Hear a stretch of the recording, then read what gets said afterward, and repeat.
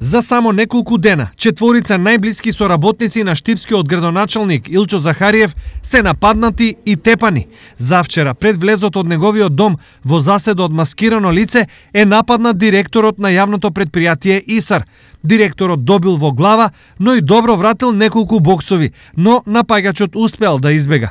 Неколку дена предходно, според опис на жртвите, нападнати се и две други соработнички на Захариев, вработени во локалната самоуправа, а во меѓувреме цел на напад повторно бил директорот на јавното предпријатие ИСАР.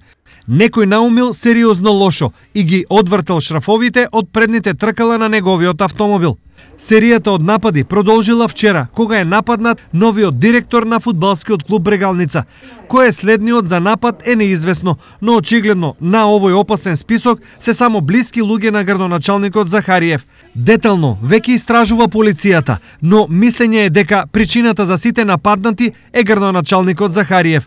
Според истата теза, тој со неочекувани потези променил многу поединци од добри позиции, ставил крај на многу матни работи и за краток период во неговата партија се промовира во градоначалник број 1.